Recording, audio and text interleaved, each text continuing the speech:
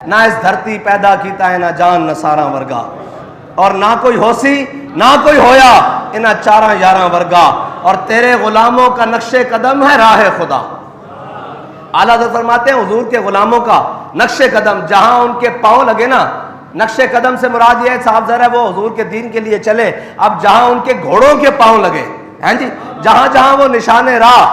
چھوڑ کر گئے، تیرے غلاموں کا نقش قدم ہے راہ خدا، وہ کیا بہک سکے جو یہ سراغ لے کے چلے۔ اس لیے تو ہم بتاتے ہیں کہ اوے قرآن کی حفاظت کے لیے حضرت خالد بن ولید کی طرح باہر نکلو، حضرت مثنیٰ کی طرح باہر نکلو، حضرت شرحبیل کی طرح باہر نکلو، تیرے غلاموں کا نقش قدم ہے راہ خدا،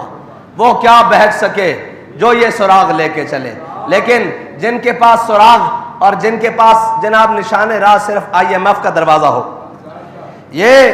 قرآن پاک کے حوالے سے لکھا ہوا ہے کہ قرآن کو پڑھنے والا یا قرآن پر عمل کرنے والا وہ ہر ایک کے دروازے سے، ایک تو ہے نا حضرت فاروق اعظم کے دروازے پر آیا ایک مانگنے والا، کہنے لگا جی آج جناب مرچیں ختم ہو گئی ہیں، آج نمک ختم ہو گیا ہے، آج آٹا ختم ہو گیا ہے، آج جناب گھر کی سبزی ختم ہو گئی ہے، آج جناب گھر کا خرچہ ختم ہو گیا ہے، حضرت فاروق اعظم کے دروازے پر روزانہ آ جائے۔ حضرت فاروق اعظم نے فرمایا جا قرآن پڑھا کر، کیا تو روزانہ مانگنے، یہ تو اچھی عادت نہیں ہے نا روزانہ مانگنے والی ہے جی۔ تو حضرت فاروق اعظم نے فرمایا کہ کیا تو روزانہ مانگنے کے لیے آ جاتا ہے، جا کر قرآن پڑھا کر۔ وہ شخص چلا گیا، پھر بڑی مدت ہوئی، حضرت فاروق اعظم کو ایک دن سر راہ ملا۔ جب سر راہ ملا تو حضرت فاروق اعظم نے کہا یار تو ناراض ہو گیا ہے، تو آیا ہی نہیں کبھی مانگنے کے لیے، تو آیا ہی کبھی نہیں مانگنے کے لیے۔ اس نے کہا آپ نے مجھے کہا تھا جا کر قرآن پڑھو، قرآن نے مجھے عمر کے دروازے سے بے نیاز کر دیا ہے۔ قرآن وہ ہے جو عمر کے دروازے سے بھی بندے کو بے نیاز کر دیتا ہے ہیں جی، فارق حق و باطل امام الہدا، قرآن تو وہ ہے۔ اور حضرت سید خدری فرماتے ہیں کہ قال رسول اللہ صلی اللہ تعالی علیہ وسلم یقول الرب من شغلہ القرآن و ذکری، فرمایا کہ حضور سید عالم صلی اللہ تعالی علیہ وسلم نے فرمایا کہ رب العالمین نے فرمایا کہ جس شخص کو قرآن اور میرا ذکر اتنا مشغول کر دے کہ وہ مجھ سے مانگ بھی نہ سکے ہیں جی، اس کا معنی یہ ہے کہ ہم نے امیر المجاہدین کو کبھی اپنی صحت کے لیے دعا کرتے ہوئے نہیں دیکھا، دین کے لیے اتنے مشغول ہو گئے، اللہ کے قرآن کو پڑھتے ہوئے اتنے مشغول ہو گئے، ختم نبوت اور ناموس رسالت کے لیے اتنی جد و جہد کی، میں نے تو اپنے ہوش میں امیر المجاہدین کو اپنی صحت کے لیے یا اپنے لیے دعا مانگتے ہوئے نہیں دیکھا۔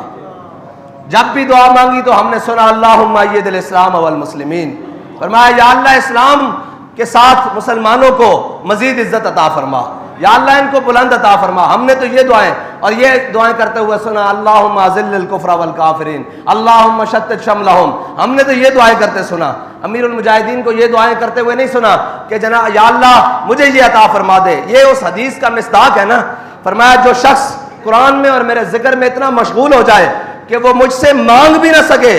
تو میں اسے مانگنے والوں سے زیادہ عطا کرتا ہوں۔ میرے آقا و مولا صلی اللہ تعالیٰ علیہ وسلم نے فرمایا کہ اللہ تعالیٰ فرماتا ہے تمام کلاموں پر قرآن کو ایسے فضیلت حاصل ہے جیسے مجھے رب کو اپنی مخلوق پر فضیلت حاصل ہے، مجھے رب کو اپنی مخلوق پر فضیلت ہے۔ کیا مخلوق اور کیا خالق کا، کیا خالق اور مخلوق کا کیا جناب نسبت ہو سکتی ہے، کیا برابری ہو سکتی ہے؟ فرمایا قرآن کو تمام کلاموں پر ایسے فضیلت حاصل ہے جیسے مجھ اللہ کو، مجھ رب کو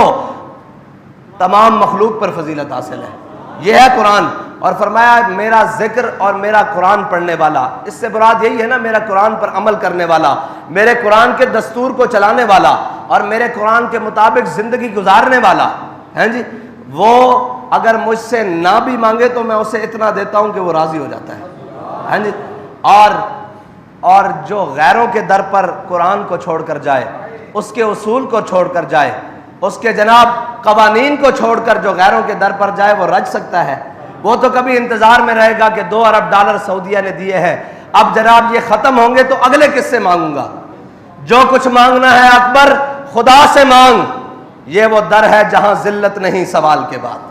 اور اس کا مطلب خدا کا در حضور کا در ہی ہے نا، جو وہاں سے ہو یہیں آ کے ہو، جو یہاں نہیں تو وہاں نہیں۔ بخدا خدا کا یہی ہے در، ہاں جی، بخدا خدا کا یہی ہے در، نہیں اور کوئی مفر مکر، جو وہاں سے ہو یہیں آ کے ہو، جو یہاں نہیں ہاں وہاں نہیں۔ یہ اس کا مطلب یہی ہے کہ حضور کے در پر آنا پڑے گا نا، اور قرآن پڑھنا پڑے گا، اور قرآن پر عمل کرنا پڑے گا۔ اور قرآن وہ ہے، وہ معزز سے زمانے میں مسلمان ہو کر، قرآن وہ ہے جسے صحابہ نے پڑھا اور پھر رومی جاسوسوں نے دیکھا، انہوں نے کہا یار یہ کون سی مخلوق آ گئی ہے، یہ کون لوگ آ گئے ہیں جو نہ دن دیکھتے ہیں نہ رات دیکھتے ہیں، نہ جناب سمندر دیکھتے ہیں نہ دریا دیکھتے ہیں، نہ جناب صبح دیکھتے ہیں نہ شام دیکھتے ہیں، یہ جدھر آتے ہیں جناب گھما کے رکھ دیتے ہیں، جناب لشکروں کے لشکر اڑا کے رکھ دیتے ہیں، اور جناب یہ وہ لوگ ہیں جن کے اٹھے ہوئے قدم کبھی دفاع کے لیے بھی واپس نہیں جاتے، یہ کون سی مخلوق آ گئی ہے؟ انہوں نے کہا بھئی اپنے جاسوس بھیجو اور دیکھو کہ یہ کیا کرتے ہیں، یہ کون سی ایکسرسائز کرتے ہیں، یہ کون سی خوراکیں کھاتے ہیں، یہ کون سی ٹریننگ لیتے ہیں، یہ جناب کون سی مشترکہ فوجی مشقیں کرتے ہیں جن کی وجہ سے جناب ان کو شکست ہی نہیں دی جا رہی۔ تو رومی جاسوس آیا اور وہ کچھ دن صحابہ کے لشکر میں بیس بدل کے رہا، اور بیس بدل کر جب رہا تو واپس گیا نا، تو جا کر اپنے جناب جرنیلوں سے کہنے لگا، اپنے بادشاہوں سے کہنے لگا، اپنے قیصر روم سے کہنے لگا، اور جناب اپنے ہرکل سے اور سب سے کہنے لگا، اس نے کہا عمر حبان باللیل و فرسان بالنہار، انہوں نے کہا رات کو جب وہ آپ اللہ کے حضور کھڑے ہوتے ہیں نا اور قرآن کی تلاوت کرتے ہیں، سجود اور جناب رکوع کرتے ہیں، وہ کیا کہتے ہیں، نہ قیام نہ قعود نہ رکوع نہ سجود، بردر یار گزارے نماز عجبے، ہاں جی، کہتے ہیں جب جناب اللہ کے ہاں کھڑے ہوتے ہیں نا نماز پڑھنے کے لیے، اور جناب جب قرآن کی تلاوت رات کو کرتے ہیں، اور جناب جب سوچ سے قرآن پڑھتے ہیں، تو لگتا ایسے ہے کہ انہیں دنیا و مافیا کی کوئی خبر ہی نہیں، ان کا دنیا سے کوئی تعلق ہی نہیں، ان کا دنیا داری میں کوئی رہنا ہے ہی نہیں، یہ تو کوئی اور راہب ہیں جن کا کوئی دنیا داری سے تعلق نہیں، یہ کٹ کر اپنی زندگی جی رہے ہیں۔ کہتا ہے رات کا منظر یہ ہوتا ہے، ساری رات کھڑے ہو کر اللہ کے حضور قرآن پڑھتے ہیں، نمازیں پڑھتے ہیں، تلاوتیں کرتے ہیں، ذکر اذکار کرتے ہیں، وَفُرْسَانٌ بِالنَّهَارِ، اس نے کہا جب صبح گھوڑوں کی پشت پر بیٹھتے ہیں نا تو ان کو دیکھ کر ایسے لگتا ہے کہ ان کی پشتوں پر درخت اگائے ہیں، ان کی پشتوں پر ایسے دلیری سے سینے چوڑے کر کے بیٹھتے ہیں، اور ایسے دلیری سے سامنے والے کو یہ محسوس ہوتا ہے کہ ان سے بڑا کوئی شاہ سواری موجود نہیں۔ یہ ہے مسلمانوں کی تاریخ، اور مسلمان کبھی بھی اسباب سے نہیں، مسلمان کبھی بھی اسباب سے نہیں، مسلمان ہمیشہ مسبب کے فضل سے چلتے ہیں، اور مسبب قرآن پر